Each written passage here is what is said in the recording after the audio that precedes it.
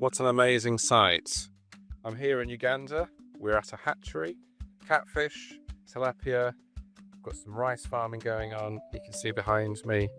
The gentleman in question is called Sam and his partner Sunday and Isma. And we're here from RAD looking again at prospective hub owners, prospective sites for our new hubs.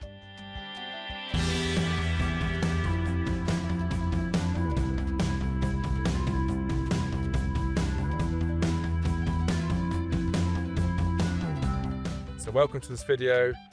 I'm going to talk to you about some of the hatchery implications here, how they're doing it, and I hope you enjoy this video. So do like and subscribe and you'll get all of this type of content. My name is Tim. I'm here from Rural Aquaculture Development, RAD, here in Uganda, with my partner over there, Anton from Think Aqua. He's in the blue shirt. And we've come here to see Sam and Sunday's and Isma's site. Just been interviewing Sam, asking him a whole bunch of questions about how he's getting on, some of the challenges, the general layout. I have to say it's incredibly impressive, really good site, really good ambitious project that's trying to deliver fingerlings from catfish and fingerlings to farmers, and they've really seen that there's such a demand for those products, and particularly it's to do with the quality. So they've got a very good setup to try and achieve that, and they're targeting very ambitious numbers. So I'll tell you about those in a moment. So these are some of the holding ponds. This one here is one that's been utilised, and it's got the catfish broodstock. Now catfish production is a lot more complicated. There's see that structure over there with the water tank next to it and the heater there. I'll just zoom in so you can see the heater. That's what you need to heat the water, because you need to keep catfish at a quite high temperature, very consistent temperature to get the spawning. You need to inject them with hormones often to induce that breeding, so it's much more technical.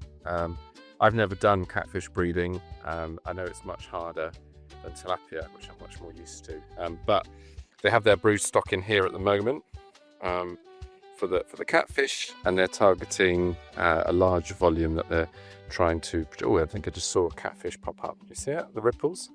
So in the next month or two, once they've finished inside, and we'll go and look inside, and they'll sort that out, and then they'll have to meet the orders that they're trying to get.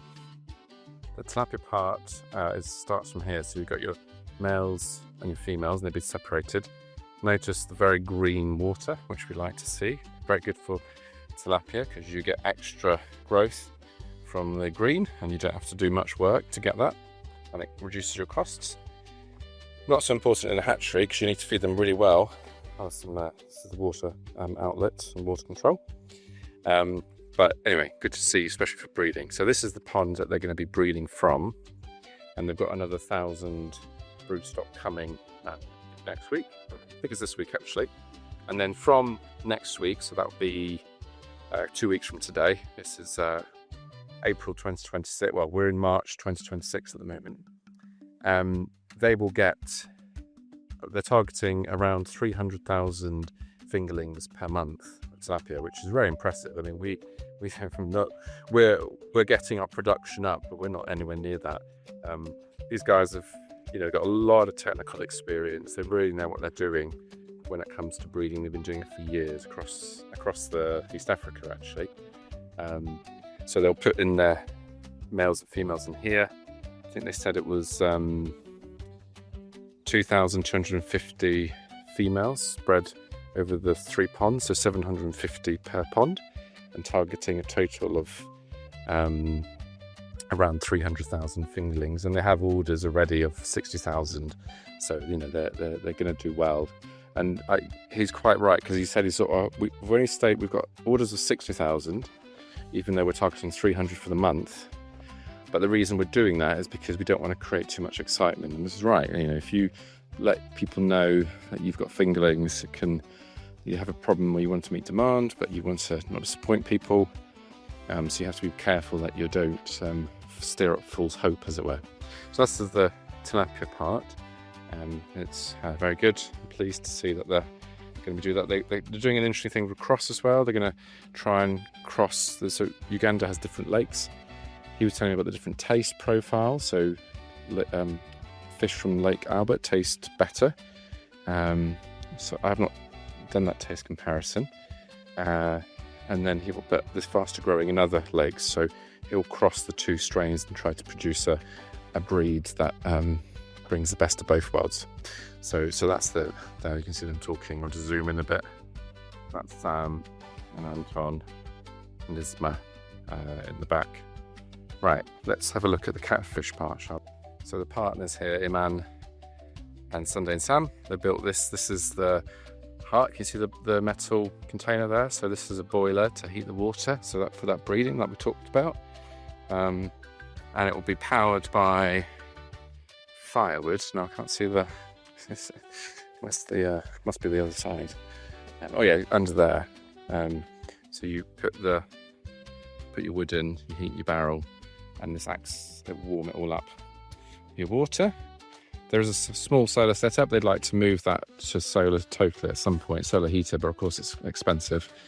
These are the tanks that you use to raise your fry, and then you grow them out to a bit bigger in these 3 tanks here.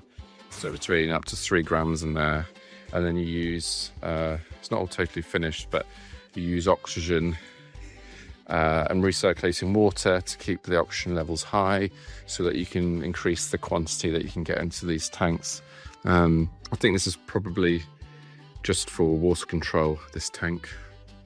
And you can see the structure, you can see the solar, the inverter and the battery. Yeah, really good system. It's nice to see it. Zoom all well. Ambitious project. They're going to start with 150,000 catfish, move to 300,000 at some point. You see they're just finishing off here the work. This is the solar engineer I was talking to earlier. And there's the team outside.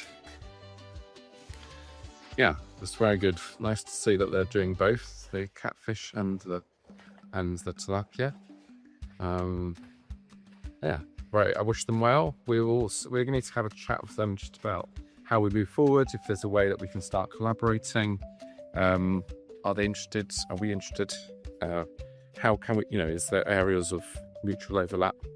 That type of thing. But all I know is they're very impressive. I'm very pleased that I've been able to come and visit. And hopefully, if all things go well, you'll see us again on this farm at some point. So thanks very much for watching. Hope you enjoyed the video, and we'll see you on the next one.